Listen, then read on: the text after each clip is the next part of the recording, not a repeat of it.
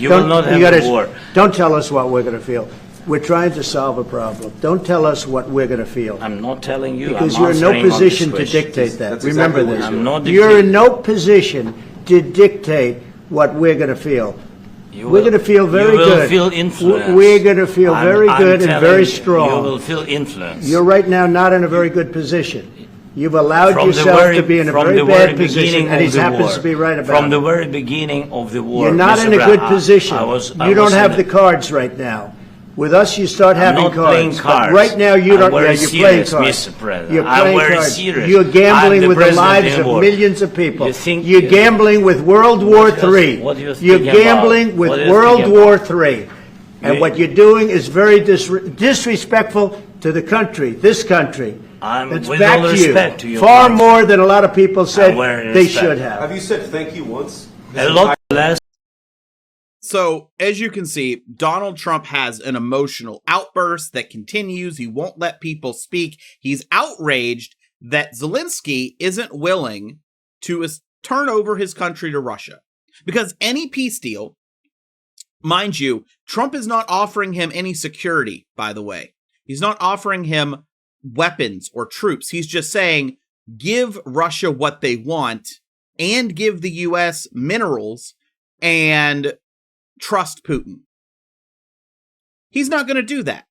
And when Russia betrays that, there are going to be effects and ripples that hit America. And that upset Trump because he's being told the world also affects America. Really upset him. He had a huge emotional outburst. And in comes JD Vance at the end trying to get involved. That never goes well. If JD Vance is opening his mouth, things are going poorly. I recommend you watch that full meeting, but there are multiple angles, so you might miss some things. So maybe check out some reporting as well and see if maybe you missed something that happened. This was a televised meeting between Trump, JD Vance, and Zelensky in the Oval Office. And frankly, it was the most embarrassing thing Donald Trump has done as president in either term so far. And yes, JD Vance did speak, instantly making a statement embarrassing himself as he has continued to do since the campaign, but we will get there about why it was so embarrassing and how JD Vance continued to embarrass himself and America. Before any of this talking even happened, you have to understand the incompetence began with White House staff, because a member of the press was allowed in the Oval Office. A Russian state media journalist was in the Oval Office for that meeting with Zelensky. Now, the optics of that would be bad, right? I think left and right, you can agree it's bad optics to have the media of the enemy in the room. But that Russian state media wasn't given permission to attend. So someone working for the Russian government was able to enter the Oval Office without permission. This has been confirmed by the White House because they removed them after other media questioned their involvement. That is bad. People need to be fired. And this is just after the White House took control of deciding who would be in these Oval Office meetings. A really bad look there. They took over the role and they've already screwed it up. Now, the meeting itself was for Trump to tell Zelensky he has to trust Putin's new deals. He has to take what Trump gives him with a smile. Which, of course, Ukraine doesn't trust them because Putin is the one who invaded, and there have been deals in every time Putin has broken them. A reporter even asked about Putin breaking the deal. Trump dismissed it. Said you make a deal or we are out. And that the reporter wasn't being thankful. This won't make good television. I'm assuming this is where JD Vance got the thankful comment from. But also, Donald Trump is obviously threatening this reporter that they will no longer, at least them or their station, will no longer be allowed in the Oval Office if they continue with questions like this. Because remember, they have now taken that control and screwed it up and allowed someone from Russia in without approval. Now, I recommend, as I said, watching the full meeting. because there's a lot. You heard JD Vance asking if Zelensky said thank you. That's literally how the meeting began. He also has thanked America countless times. JD Vance, in fact, accused Zelensky of campaigning for Democrats in Pennsylvania, which isn't true. What Zelensky did is he toured a munitions factory that was sending munitions to Ukraine and thanked America and the workers. So if you thank America, you're also a problem with JD Vance. Now,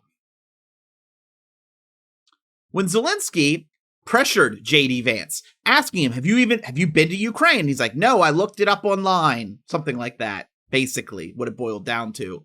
And Zelensky responded with the terrible things Russia has done. JD Vance turned from Zelensky to the cameras to call it disgraceful that this is being litigated through the media. Number one, the Trump administration is the entire reason this was broadcast. It didn't have to be broadcast. Number two, that is a tell that you know you lost. This is bad. This is looking bad. This is going to look bad in America. Some people will defend it, say they're acting strong, tough. Zelensky, for example, called out JD Vance, where just yelling louder doesn't mean you're correct. Some people in America are praising Trump. Russia is praising Trump on Russia Today and other Russian media. But the rest of the world isn't, and you can look that up yourself. JD Vance realized it was bad, and that was his tell. Now, there were some other things that happened, too, like Marjorie Taylor Greene's boy toy asked Zelensky, why doesn't he wear a suit? And depending on the angle you watch, as I said, there's multiple angles, you might have missed it, Marco Rubio looks so embarrassed by this question. I thought he was going to, shrivel up. Zelensky doesn't wear suits because his country is forced into a war because they got invaded by Russia, and he finds it in poor taste to wear something that the other citizens in his country can't. That's simple. So after Trump and JD Vance lost their cool, yelled, freaked out, complained to the media, Zelensky was kicked out of the White House, the meeting was canceled, and this message was shared. A statement from President Donald J. Trump. We had a very meaningful meeting in the White House today. Much was learned that could never be understood without conversation under such fire and pressure. It's amazing what comes out through emotion. The projection.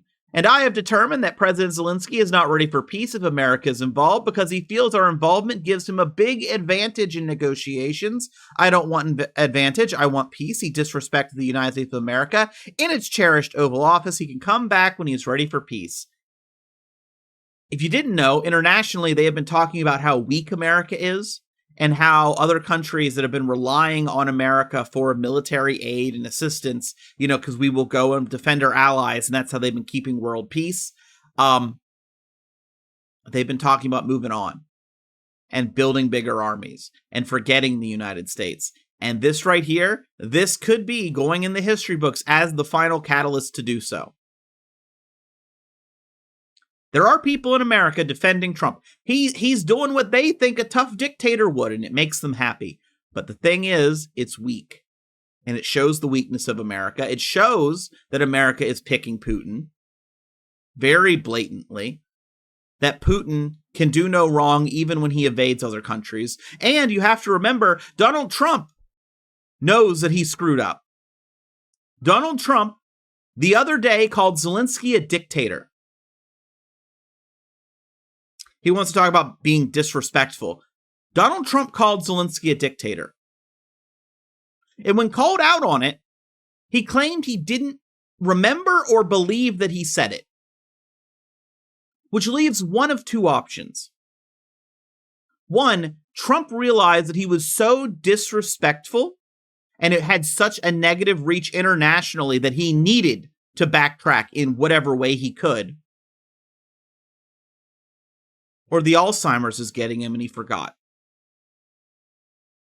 Either way, the world took notice of that. And they took notice of this meeting.